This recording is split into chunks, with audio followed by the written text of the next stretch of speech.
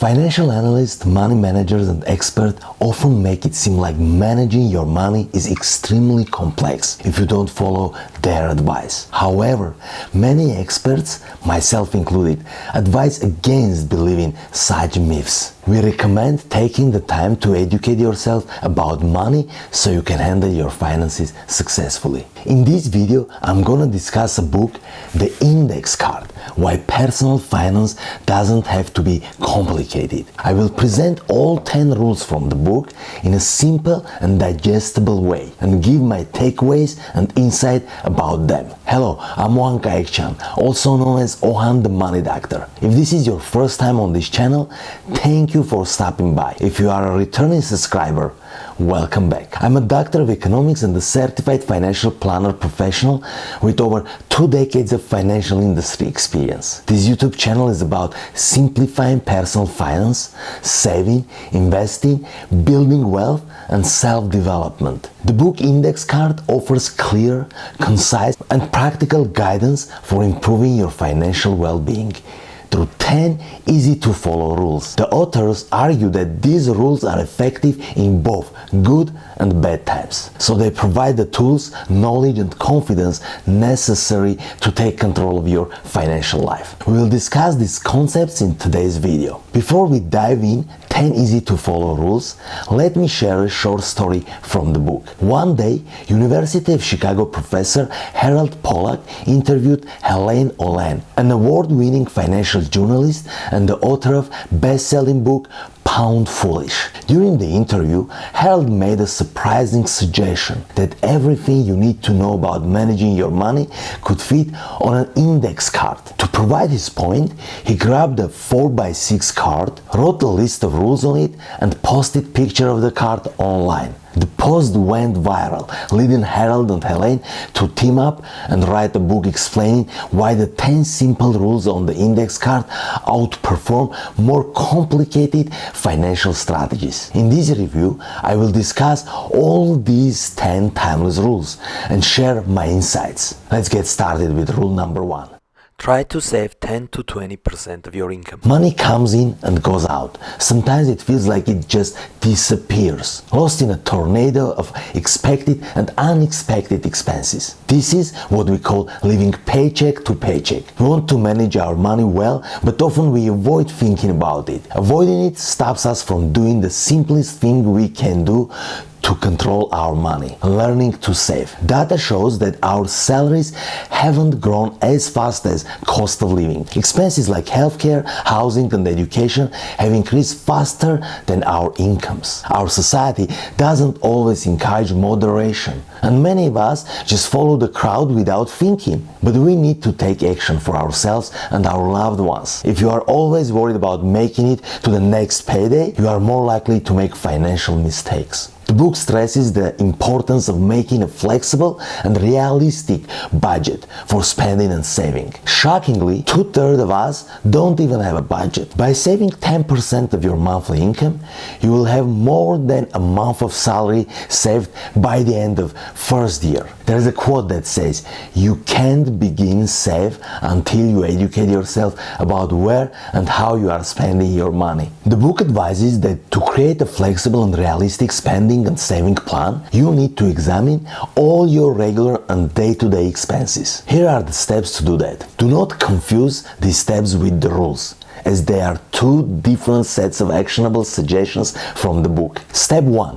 Monitor your spending. For 3 months, keep a record of everything you are spending money on, no matter how small the item is. Although this might seem like a time-consuming task, you can utilize budgeting apps like You Need a Budget, which will automatically categorize every transaction you make. Dividing every expense into categories enables you to see the big picture and figure out where your money is going. Step 2. Confront your spending. At the end of the month, look over your categories and see how much you are spending on each. This will give you a sense of your recurring expenses, the non-negotiable ones.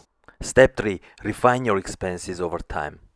By monitoring only 1 month of spending, you will not get an idea of where your money is going. But by doing so for 3 months, you will get a good sense of your expenses. Not all expenses occur every month. Step 4. Create a plan. A realistic spending and saving plan should illustrate how much you earn and how much you wish to spend, while also allowing for flexibility. The book suggests considering this not as a fixed budget, but more like surfing financial wave, implying that the size and shape of financial waves change from month to month. It is important to be aware of your regular and significant expenses, monitor other spending, and adjust them as necessary. Step 5. Leave room for fun. Fun can be different for many people. While movies and concerts may be enjoyable for some, others find pleasure in eating out or spending time with family. The book suggests first prioritizing setting aside money for emergencies. The emergency fund is like the foundation of your house. Houses cannot stand up long without a firm foundation. In the paragraph "Cash is King," the book suggests the well-known but often challenging idea of avoiding plastic cards or virtual payments and instead using cash. It refers to a study conducted by a group of researchers at Cornell University that discovered consumers impulsively purchase more junk food at supermarkets when using a debit or credit card. The same is true when we use digital wallets in-store or online. Conversely, paper and metal money are tangible, and it is painful to part with actual dollar bills one by one. Compared with plastic cards, in many instances, we don't feel the real expense until our bill or statement arrives at the end of the month, and at that moment, the expenses feel all too real. If you receive a salary, you can choose to split or separate a certain portion of your paycheck and direct these dollars to your savings account. This is done automatically as a direct deposit. The book recommends creating an automatic savings plan by putting aside a portion of your monthly income into different savings accounts or subcategories within a single savings account. For freelancers, it's difficult to establish a monthly savings plan because their income is not regular or consistent. One suggestion from the book is to deposit all earnings into a savings account and then transfer a fixed amount to checking account each month as if it were a salary. Automation is the key. For now, the book only suggests setting up a savings plan, as it will explain where to invest in following rules. The book discusses making decisions about saving for emergency funds or paying off debt and suggests maintaining a healthy balance between two. Just start saving today, even if it is a small amount. The quote says, "It is better to save 1% consistently than to try and fail repeatedly to save 10 or 20%.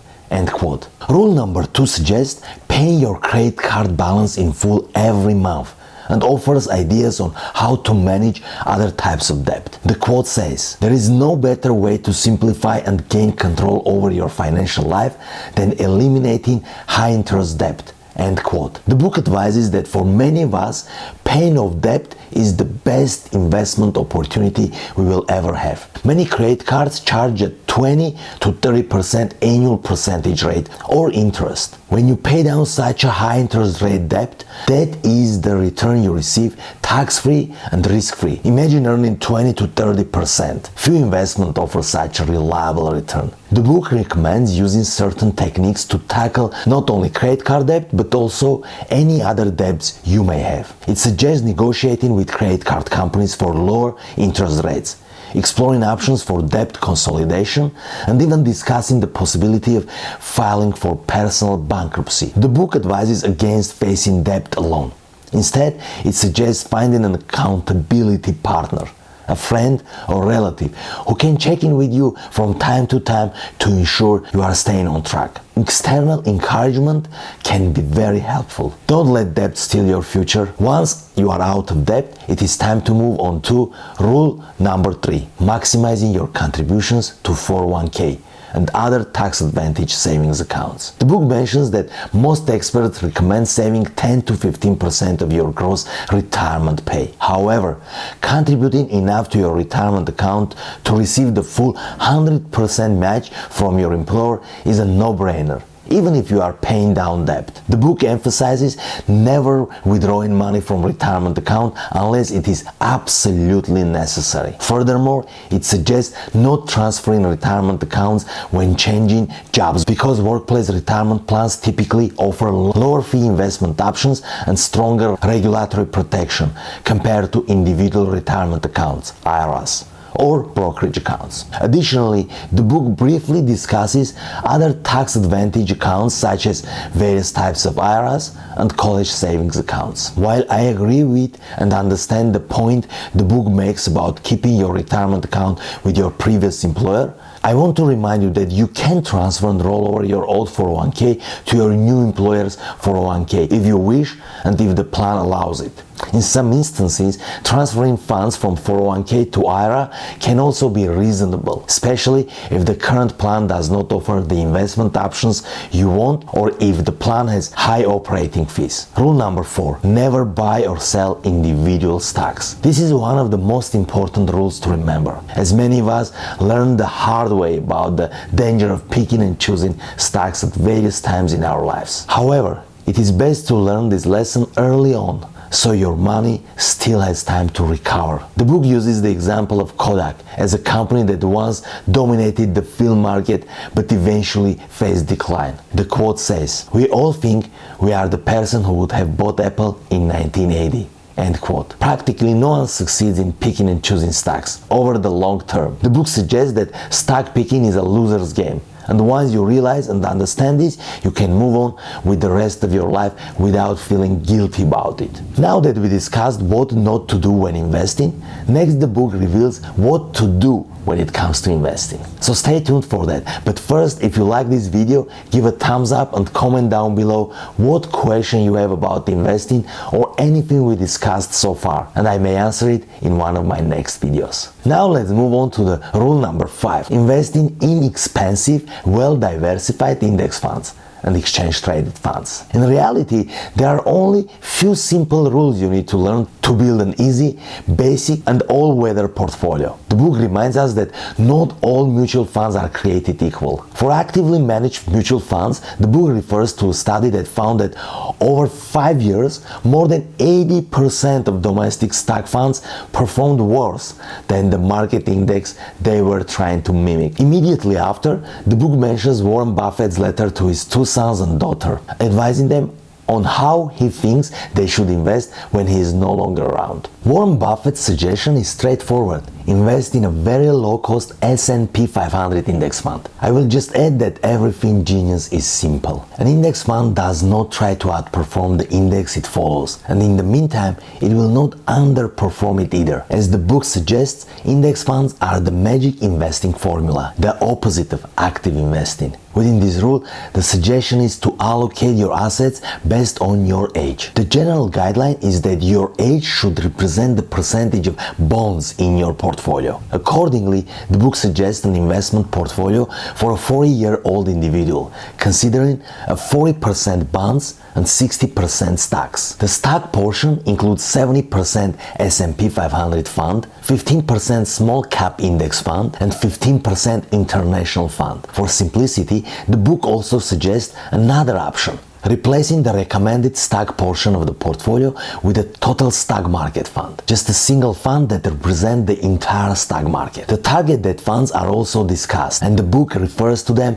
as the ultimate in simplicity. With such simplicity, we can have more time to spend with our families and friends, read books, or engage in any other activities we enjoy. Rule number 6. Make sure your financial advisor follows the fiduciary standard. This is a crucial topic that never loses its importance. A fiduciary is a financial advisor obligated to prioritize your interests over their own. A fiduciary is a financial advisor who has a legal and regulatory duty to put your interest ahead of his or her own. End quote. As the book mentions, the only credential that matters is fiduciary. If you want good, unbiased financial advice, it is better to pay for it. Some credentials indicate almost certainly that someone is working to the fiduciary standard, such as certified financial planner like myself, or a fee-only advisor.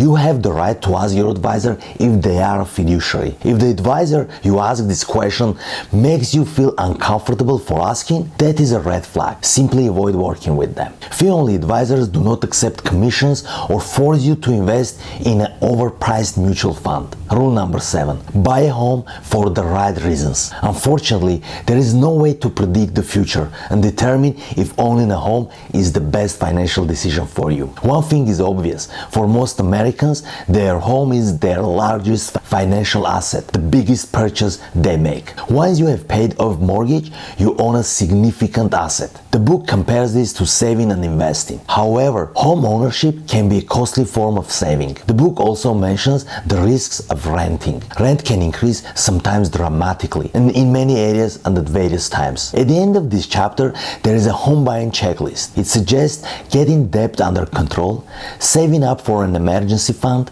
making a 20% down payment, and considering the location and type of property you are buying. Rule number 8 in the book is about insurance. Make sure you are protected. The book emphasizes the importance of insurance by asking questions that prompt you to consider protection, such as what would happen to your family and loved ones if something were to happen to you suddenly? Would your spouse be okay? What about your children? Or perhaps your elderly parents are relying on you to assist them in their old age. The book defines life insurance as straightforward. Life insurance pays out when the person covered by the policy passes away. End quote. If anyone depends on your income, you need life insurance. In the meantime, the book mentions that the type of insurance that pays salespeople the highest commission are the ones we need the least. As the book suggests, the best type of insurance to protect your loved ones in a cost-efficient manner is term insurance. And I agree with this point, as in reality, you can obtain substantial coverage at a low cost with term life insurance. Such insurance plans are more affordable compared to other types of life insurance, as they lack a cash value accumulation feature, and the only payout occurs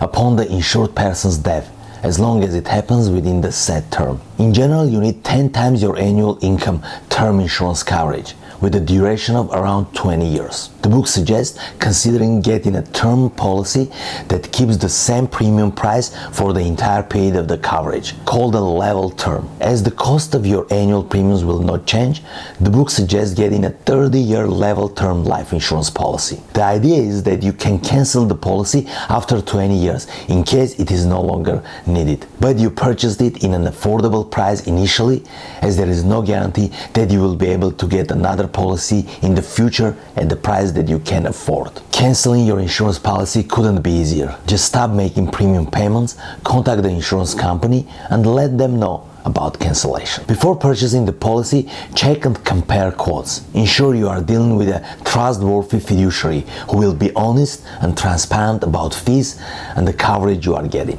Rule number 9. Do what you can to support the social safety net. At this point, the book reminds us that by following the previous steps, we have already built a strong financial foundation for ourselves. Although we may enjoy our lives more at this stage of our financial journey, the book reminds us that we all need a little help at some point in our lives. We rely on the government for financial support to improve our financial situation, whether through Social Security, Medicare, student loans, or unemployment insurance. The book recommends being honest about our taxes and paying our fair share to support government programs and protect one another against financial and health risks. While it is important to take care of ourselves and our immediate families through better planning, saving, and investing, we should also look out for our fellow citizens. With rule number 10, the book reminds us that our journey towards financial wisdom is just beginning. It emphasizes the importance of not only reading, but also taking action on all the topics discussed in the book. The book suggests keeping a screenshot of the index card, carrying it in your pocket, or even tattooing it on your arm. I wonder if anyone has ever actually tattooed it. And when in doubt, the index card is there to remind us to stop worrying about our financial life and instead enjoy it. And if you enjoy reading, as I do, I will leave a link below this video for the index card, an actual book, and for several other books that positively impacted my life and wealth building. Thank you so much for checking out this video. If you enjoyed this video, give it a thumbs up, share it with your family and friends, and don't forget to subscribe to my channel. If you haven't downloaded my free guide to jumpstart your investing and building wealth, it is available completely free, and I will leave the link in the description below. See you in my next video.